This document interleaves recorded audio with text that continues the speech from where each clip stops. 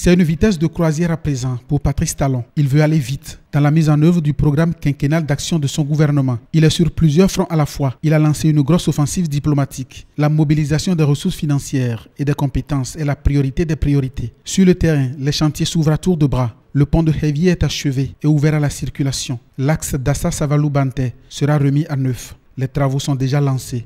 Le gouvernement de la République du Bénin a conclu avec l'entreprise Ebomaf SA, dans le cadre d'un partenariat public-privé, un marché de travaux d'un montant global de 161 milliards 287 millions 87 621 francs.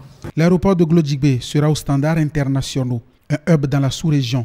Les études sont achevées et validées. Les goulots d'étranglement sont levés. Il sera relié à Cotonou par une voie routière express. 50 milliards de nos francs pour donner de l'eau potable à toutes les communes du département des Collines. Que le président ne sera pas satisfait quand chaque Béninois, chaque Béninoise n'aura pas accès à cette denrée qui est rare dans certaines contrées et pour laquelle il s'est engagé personnellement à anticiper de près de 10 ans ce que les Nations Unies ont demandé, le temps qu'ils ont demandé pour que ça se fasse.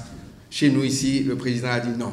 La souffrance de ses concitoyens est énorme et on n'a pas de temps à perdre. On doit mettre toute l'énergie nécessaire au service de l'eau. Le renforcement du réseau d'eau courante dans les grandes agglomérations comme Djougou, l'aménagement du barrage de Bessé sur la Libori pour renforcer l'alimentation de Parakou et environ en eau potable. Globalement, au niveau de l'eau, il est prévu dans le PAG près de 520 milliards de nos francs, dont 310 pour le milieu rural uniquement. Il y a une mobilisation à travers la Banque mondiale, à travers la Banque islamique de développement, à travers la Chine et d'autres pour mobiliser ces ressources. L'assainissement du Grand Nokoué avec la construction de marchés secondaires mobilise les ardeurs. L'autonomisation des femmes et l'emploi des jeunes constituent une priorité pour le chef de l'État. La microfinance au profit des femmes est renouvelée et renforcée. Il sait, en tant qu'homme d'expérience, qu'il faut beaucoup compter sur les femmes pour le développement de notre pays. Donc il a ordonné la reprise de l'octroi du microcrédit aux plus pauvres. Le projet Emploi Jeunes a déjà formé plus de 1000 jeunes dont les projets sont en cours de financement. Les voitures jaunes flambant neuves du projet Bénin Taxi desservent déjà le quartier de Cotonou et d'Abomey-Calavi. Fini donc pour nous la précarité, le sous-emploi, car ce projet dans son développement embrassera bien de domaines d'activité et fera de nous des entrepreneurs. Des chantiers ouverts dans tous les secteurs. 27 milliards pour renforcer les cantines scolaires. Il faut maintenir les enfants dans le système scolaire conventionnel.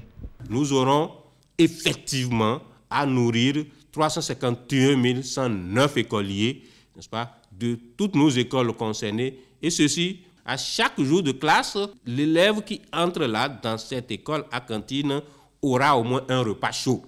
Le secteur agricole est en pleine métamorphose. 40 milliards mobilisés pour renforcer la sécurité alimentaire par le projet d'appui à la diversification agricole et améliorer la situation financière des producteurs agricoles. Les efforts fournis et l'attention accordée à la filière ananas par le gouvernement et ses partenaires ont lancé l'ananas pain de sucre dans le processus de l'indication géographique.